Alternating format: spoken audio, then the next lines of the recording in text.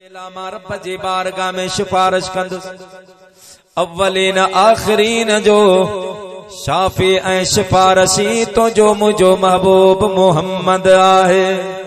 अल्लामा Jalaluddin Suyuti रहमतुल्लाह अलैह तफसीर दुर्रे मंसूर में लिखियो आहे शाह यमन मुल्क जो बादशाह तुबा हुम यरी हुन जो नालो आहे। प्यारा मुसलमान भाइरो यहूदी मजहब सां ताल्लुक रखंदो आहे, उनके शहर फतह करण जो जुनून होंदो हो, शौक होंदो हो। ये शौक थींदो मानन के गाड़ी जो, के जानवरन जो, के जमींदारी जो, के कारोबार जो, के दुकानदारी जो। असां जी सिंध में वरी कुकड़न जा शौक थींदा, कुतन बिलन जा भी असां जे पासे थींदा। हर कंहिंजो पंहिंजो शौक आहे। हुन बादशाह के शहर फतह करण जो शौक होंदो। पो छा कंदो, जेको भी शहर फतह कंदो हो उन शहर में 10 आलिम ऐं 10 ॿिया माण्हू जेके मुख़्तलिफ़ शोबा जात सां ताल्लुक रखंदा हुआ, उहे खणी पंहिंजे काफ़िले में जमा कंदो हो। प्यारा मुसलमान भाइरो हलंदे फिरंदे इहो बादशाह शहर फतह कंदे कंदे मुंहिंजा प्यारा दोस्तो बुज़ुर्गो मके पाक जे सरज़मीन ते पहुतो आहे। मके पाक में जिया जो बादशाह पहुतो आ, हिन जे इस्तक़बाल जे लाइ केर भी बाहर न निकतो। रात जो टाइम आ, बादशाह वेठो।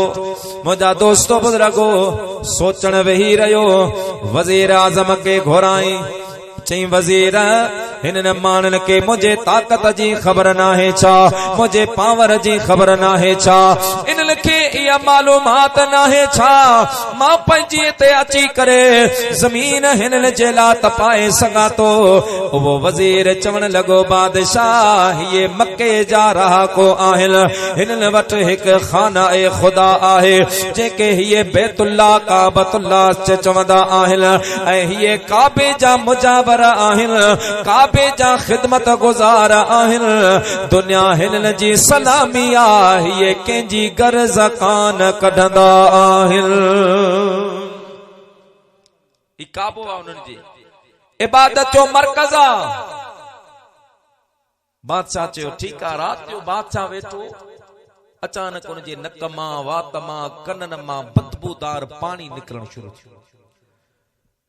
एतिरो पानी निको जो बादशाह जा जेके बानियूं हुयूं, कनीज़ियूं हुयूं, गुलाम हा, नौकर हुया, सब हटे दूर हलिया वया। बादशाह इया तड़पे जिया माही बेआब तड़पंदी आ, जिया मच्छी पानी खां बाहर तड़पंदे आए, इया बादशाह तड़पी रहियो वा। ओ मुंहिंजा प्यारा दोस्तो बुज़ुर्गो हकीम आया, तबीब आया, हुन जो इलाज कयो वा, पर इलाज को बेफ़ाइदो न पयो ॾे। बादशाह जे काफ़िले में ॿिया भी माण्हू हा जो बादशाह हर शहर मां 10 आलिम ऐं 10 ॿिया माण्हू खणंदो हुयो। इया शहर फतह कंदे कंदे जॾहिं मके पाक में बादशाह पहुतो हो त उन जे काफ़िले में 4,500 आलिम गॾिजी विया हा। उन्हनि 4,500 आलिमनि में हिकिड़ो रईसुल उलमा बि हुयो। मुंहिंजा दोस्तो अधरात जो उन रईसुल उलमा वॾे आलिम बादशाह सां मुलाकात जी इजाजत तलब कया। मौलवी साहब के इजाजत मिली आ, पान हले बादशाह वट आया। बादशाह के चवण लगा बादशाह मुझे भी अच्छे ॾाढे थी वया। किताबन जे वर्क गर्दानी कंदे कंदे मूंखे इहो महसूस थियो आ त तुंहिंजी बीमारी ज़मीनी नाहे बल्कि आसमानी मर्ज़ आ। तुंहिंजी बीमारी ज़मीनी नाहे, जे ज़मीनी हुजे हा त को न को हकीम तुंहिंजी बीमारी जी तशख़ीस करे। मर्ज़ तुंहिंजो आसमानी आ। पर तोखां हिकिड़ो सवाल तो पुछां, मूंखे उन जो जवाब दे। थी सके मां तुंहिंजे दर्द जी दवा बणिजी वञा, तुझे मर्ज जो इलाज बणिजी वञा। बादशाह चयो मौलवी साहब पुछ। मौलवी साहब चवण लॻो बादशाह सच ॿुधा, मक्के में अचण का बाद में तो गलत का सोच तकान सोचिया को गलत इरादो त दिल में कोन रखियो आ।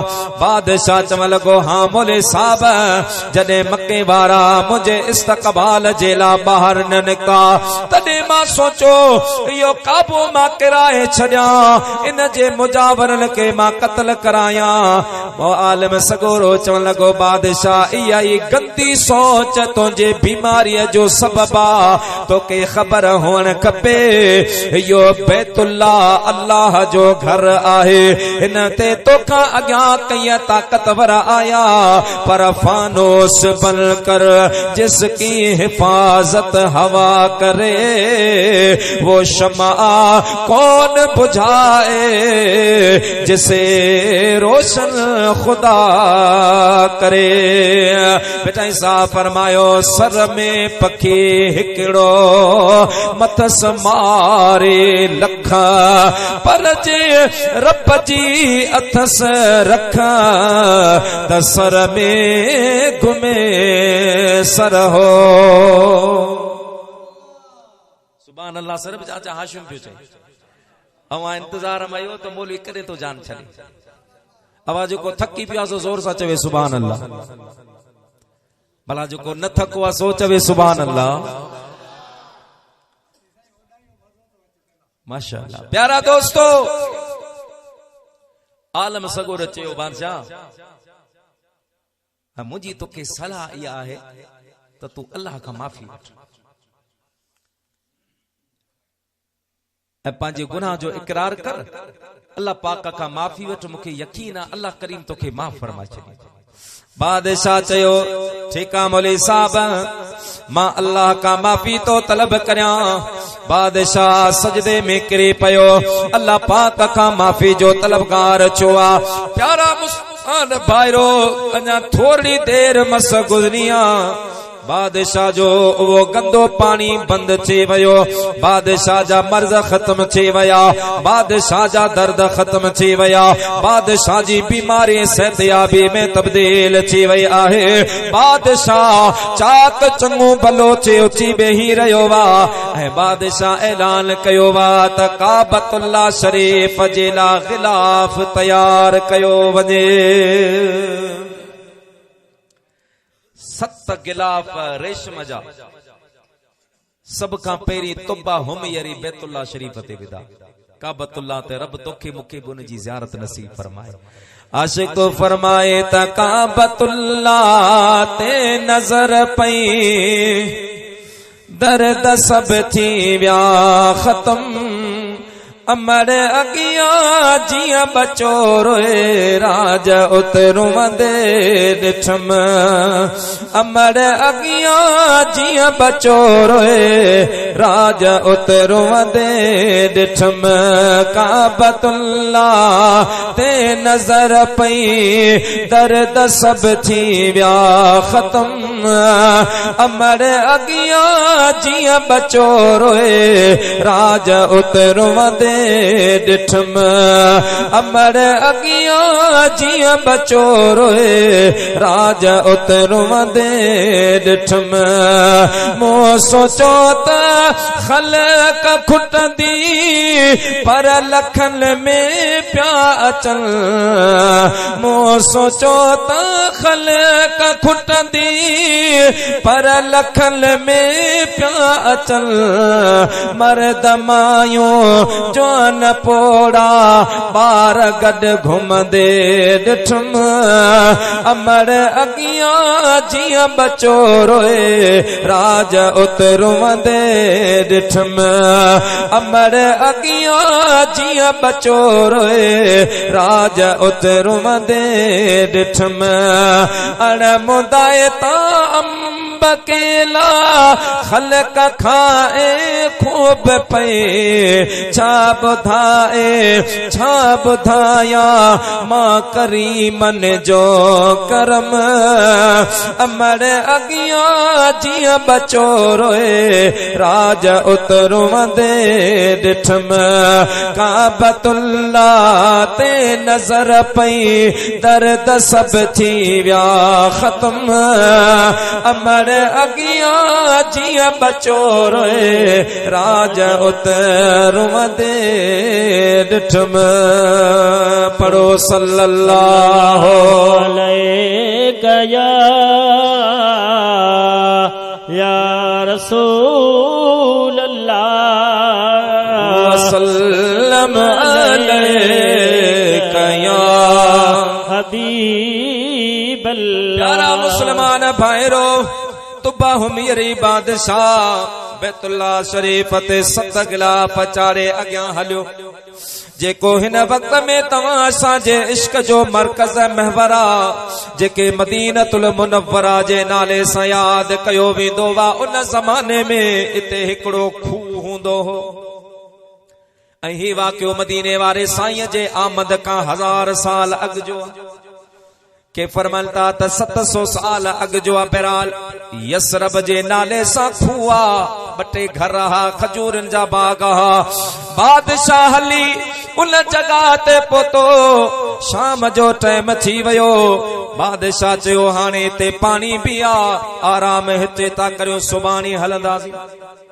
रात जो बादशाह रहियो 4,500 आलिम उन सां गॾु हुया रात जे टाइम ते उन बादशाह जे आलिमन में जेको वॾो रईसुल उलमा हुयो मुंहिंजा दोस्तो बुज़ुर्गो उन जॾहिं उन सरज़मीन जो जाइज़ो वरतो आ चक्कर लगाई आ फिरी करे अची आलिमन खे घुराए चवण लॻो मौलवी साहिबो जेको मां तौरेत ज़बूर इंजील में नबीए आख़िर ज़मा जो निशान पढ़ियो आहिनि जंहिंजी विलादत मके पाक में थींदी जंहिंजो गुंबद खदरा मदीनतुल मुनव्वरा में बनबो जॾहिं पा हिन जाइ ते आया आहियूं मूं बि हिन इलाइक़े जो नज़ारो कयो आहे विज़िट कयो आहे ऐं मूंखे अल्लाह न भुलाईंदो त मदीने वारे घोट जो मदीनो पाक हिते बनजणो आहे सुभान अल्लाह मदीनो हिते ठहे बेन चे तो उस्ताद कीअं तो तू चवे पान फरमे अचो तव्हांखे ॾेखारे वॾो आलिम हुयो तौरेत ज़बूर इंजील ते उनखे उबूर हो ऐं उन फिरी फिरी बाक़ायदा नक्शा कशी कई हिते मस्जिद नबवी बनवे हिते मुझे मुस्तफा जे असहाबे सुफा जो चबूतरो बनबो हिते मुझे मदीने वारे घोट जे गुंबद खदरा बनबो हिते मुझे मुस्तफा करीम जो रोज़ो पाक बनजंदो मुंहिंजा दोस्तो बुज़ुर्गो पोइ ईअं पूरी नक्शा कशी करे अचे वेठो वा ऐं आल बेन शागिर्दनि पुछो उस्ताद छा थींदो चवण लॻो हाणे हितां हलणो न आहे इते रहणो आ इते वक्त गुजारणो आहे भले बादशाह माराए छॾे मरी वेंदासीं पर हितां हलणो न आहे सभई ॻाल्हि ते मुतफ़िक़ छा सुबुह जो टाइम थियो वा बादशाह चवण लॻो अदा काफ़िलो हलायो आलमन फरमायो हितां न हलंदासीं असीं हिते वेंदासीं अब छो बस असां अॻियां हलण जे लाइ तयार न आहियूं वज़ीर आज़म आयो मुंहिंजा दोस्तो बुज़ुर्गो मुज़ाकरात जे लाइ ऐं मौलवियो अवां सां छा मसलो वा अवां वॾनि वॾनि शहरनि मां फिरी आया आयो वॾनि वॾनि बेहतरीन इलाइक़नि मां अवां फिरी आया आयो किथे बि अवां रहण जो इरादो न कयो आहे हीअ तो सिर्फ़ पाणीअ जो खूह आहे 2 हिते खजूरनि जा वण आहिनि बाग़ात आहिनि ॿियो कुझु न आहे कहिड़ी ॻाल्हि अवां खे हिते वेहण ते मजबूर कयो आहे मौलवी साहब चवण लॻो वज़ीर तोसां राज़ न बयान कबो बादशाह सां असांखे मिला असां पंहिंजी ॻाल्हि उते रखंदासीं मुंहिंजा दोस्त बुज़ुर्गो बादशाह सां मौलवी साहब जी मीटिंग कराई वई आहे मौलवी साहब फरमायो बादशाह हीअ सरज़मीन मुंहिंजे महबूब मुहम्मद जो मदीनो आहे बादशाह पूछो मोहम्मद केरा सल्लल्लाहु अलैहि वसल्लम आलम सगुर चो बादशाह जे बैतुल्ला शरीफ जे करे अल्लाह करीम तोखे शिफा ऐं सेहतयाबी ॾिनी मदीने वारो मीर उन काबे जो भी काबो वो महबूब ने चेहा का शय कान बलजे हा बादशाह चयो मोले साहब अञा थोरो खुली शान ॿुधा मुंहिंजा प्यारा मुसलमान भाइरो बादशाह के आलम सगोरे चयो बादशाह जी मुझे मुस्तफा जो शान ॿुधणो अथई त पोइ मिंबर ठारा मिंबर बनायो भयो आलम सगोरो उन ते वेठो वा उन वेही करे तुझे मुझे महबूब मदीने जे मीर जो शान बयान कयो आ हबीबे दो जहां सल्लल्लाहु अलैहि वसल्लम जो जने हुन मकाम बयान कयो त बादशाह हे वो महबूबा जो जमीन ते नालो मोहम्मद होंदो आसमान ते नालो अहमद होंदो एडे शान वारो महबूबा जो नालो ॿुधण सां दिलियूं ठरी पवंदियूं ऐं आशिक पिया चवंदा नालो ॿुधी अव्हां जो नालो ॿुधी अव्हां जो सई अखियूं ठरियो पवल चो दिलियूं लखे अवाला जानी जुरो पवल चो नालो ॿुधी अव्हां जो नालो ॿुधी अवां जो हाँ पत्थर दिलियों बि तुंहिंजे खुलकुल अज़ीम अगियां पत्थर दिलियों बि तुंहिंजे खुलकुल अज़ीम अगियां दिल ॾेई सिमेन वांगर दिल ॾेई सिमेन वांगर विकिरियो करो पवल चो दिलियो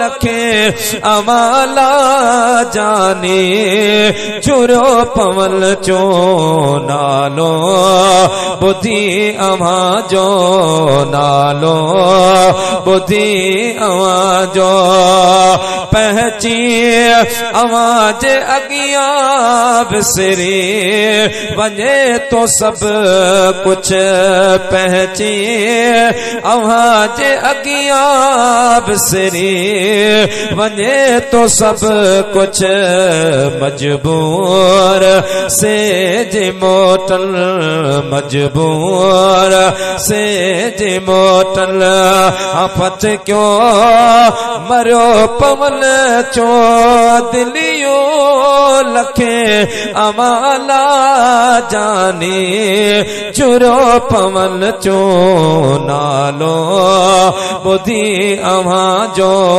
नालो ॿुधी अव्हां जो हिन पीर खे सहारो हित हुत अव्हां जो आहे हिन पीर खे सहारो हित हुत अव्हां जो आहे बुडलन जो तुंहिंजे सदके बुडलन जो तुंहिंजे सदके बेड़ियों तरो पवल चो दिलियो लखे अवाला जानी चुरो पवल चो नालो ॿुधी अव्हां जो सुभान अल्लाह सुभान अल्लाह। यारा दोस्तों आलम सगोरे फरमायो बादशाह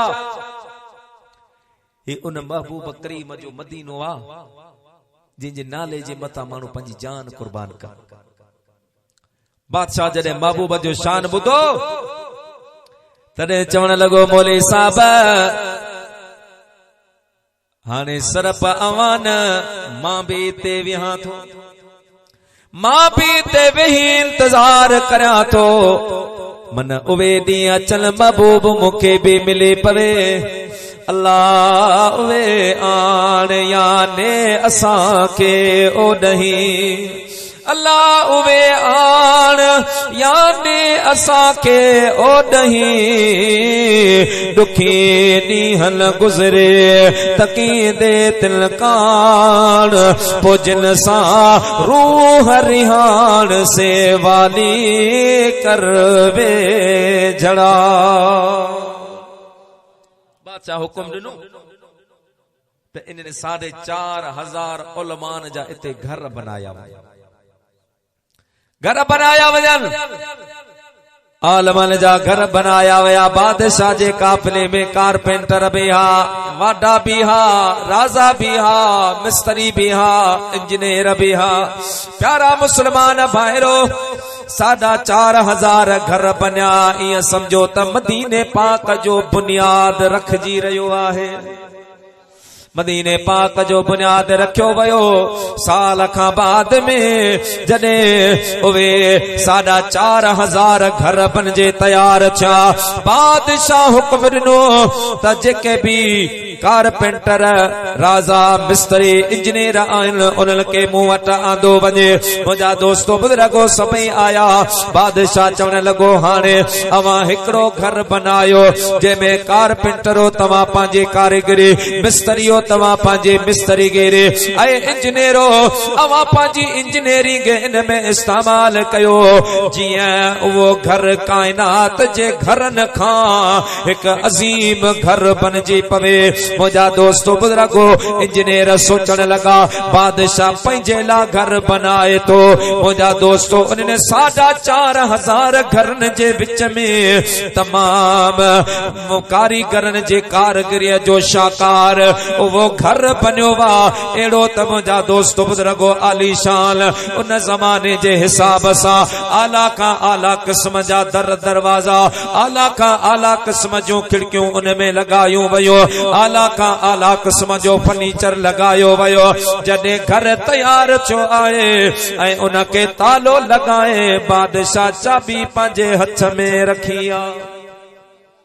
ऐं जेको रईसुल उलमा हो उन वटि आयो जे मौली साहब साल मां भी वेठो आहियां, महबूब अञा आयो न आहे, मूंखे पंहिंजी सल्तनत बादशाही जा उमूर भी ॾिसणा आहिनि। हाणे मां हलां तो ऐं हिकु खत तव्हां खे लिखी तो ॾियां। इहो खत तव्हां पाण वटि रखजो ऐं हीअ चाबियूं भी तव्हां पाण वटि रखजो। जेकॾहिं तव्हां जी ज़िंदगी में महबूब मिले त इहो खत मुंहिंजो रसूलुल्लाह जी दरबार में पेश कजो ऐं हीअ चाबियूं भी तव्हां मदीने वारे जे हवाले कजो जो मां ही जेको घर बनायो आहे इहो रसूलुल्लाह सल्लल्लाहु अलैहि वसल्लम जे लाइ मां बनायो। एस ताईं न घर जो दरवाजो न खुले जेस ताईं मुंहिंजो महबूब न वेहे।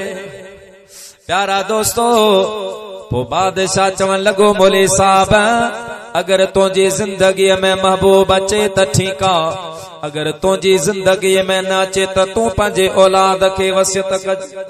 अगर उन्हनि जे ज़िंदगीअ में अचे त ठीक आ, न त उहे पंहिंजे औलाद खे वसियत कन। ऐं मुंहिंजो खत महबूब ताईं पहुचाए जो। उन खत में लिखियल छा हुयो? उन खत में मुंहिंजा दोस्तो ॼण ही लिखियल हुयो त मुंहिंजी सार लहजा सॼे जग जा जानी कजा मेहरबानी, कजा मेहरबानी, कजा मेहरबानी, कजा मेहरबानी, कजा मेहरबानी। मुझे सार लहजा सजे जग जा जानी कजा मेहरबानी। ओ दुनिया आखिरत में तो जो साथ घुरजे सहारो दे जा पियो दुख ऐं दिलत में कजा सरत आयल मुश्किल आसानी कजा मेहरबानी, कजा मेहरबानी, कजा मेहरबानी। मुझी सार लहजा सजे जग जा जानी कजा मेहरबानी। ओह जतों में नाए खुदा लग लड़ी आ मुझी झोपड़ीअ में फकत हिक घड़ी आ अचे खाओ मूं वटि मुंहिंजा मुहिब मानी कजा मेहरबानी, कजा मेहरबानी, कजा मेहरबानी। मुझी सार लहजा सजे जग जा जानी कजा मेहरबानी। सुभान अल्लाह सुभान अल्लाह। कत में लिखल हुयो या रसूल अल्लाह या हबीब अल्लाह मां पर पुठ तो ते ईमान पियो आणिया मुझा साईं मां तोखे ॾिठो न आहे तुंहिंजो ज़मानो पातो न आहे हबीब अगर जिंदगी साथ ॾिनो त तोसां मुलाकात थींदे अगर जिंदगी साथ न ॾिनो त क़यामत जे ॾियारे मां तौबा हुमियरे जे तो मोहम्मद करीम खे पार त हुजे। अल्लाहु अकबर। बादशाह यो खत लिखी मौली शाही मोहर लगाए मौली साहब जे हवाले कयो मौली साहब खत रख प्यारा मुसलमान भाइरो मौली साहब खत लिखियो आ ज़मानो हलंदो रहियो 1000 साल पूरा थिया 1000 साल जो पूरा थिया त मके पाक जी सरज़मीन ते तुंहिंजे मुंहिंजे महबूब नबूवत जो ऐलान फरमायो। विलादत ने नबूवत जो ऐलान छो त विलादत जॾहिं महबूब जी थी ही तॾहिं त मके पाक जे झर जंग पत्थरन त चा पर आसमान जे मलाइकन भी आमद मुस्तफा ते खुशू पे मलाई विलादत थी हियो मंजर हुयो त जन्नत अंदर जलसा थिया जन्नत अंदर हाँ जलसा थिया जान बजने वर तो जन्म अरबिया मथे अरदो समा कलमो पढ़ो कुर्सिया कलम अरबिया मथे अरदो समा कलमो पढ़ो कुर्सिया कलम जन्नत अंदर जलसा थिया जन्नत अंदर जलसा थिया जान बजने वर तो जन्म अरबिया मथे अरदो समा कलमो पढ़ो कुर्सिया कलम अरबिया मथे अरदो समा कलमो पढ़ो कुर्सिया कलम सल्लल्लाहु अलैहि या रसूल अल्लाह वसल्लम अलैका या हबीब अल्लाह। दोस्तों महबूबन नबूवत जो ऐलान फरमाया ऐं यो खत मदीने पाक में पियल हो नबूवत जो ऐलान मके पाक खां थींदे मदीनतुल मुनव्वरा पहुतो हज़रत अबू अयूब अंसारी हिकड़े मदीने पाक जे अंसारी के वो खत ॾिनो त महबूब ताईं पहुचाया। हिक रवायत इहा त वो खत लामा रब जे बारगाह में सिफारिश कंदुसि अव्वलीन आखिरीन जो शाफी ऐं सिफारशी तो जो मुझो महबूब मोहम्मद आहे। अल्लामा जलालुद्दीन सुयूती रहमतुल्लाह अलैह तफसीर दुर्रे मंसूर में लिखियो आ शाह यमन मुल्क जो बादशाह तौबा हुमयरी हुन जो नालो आ। प्यारा मुसलमान भाइरो यहूदी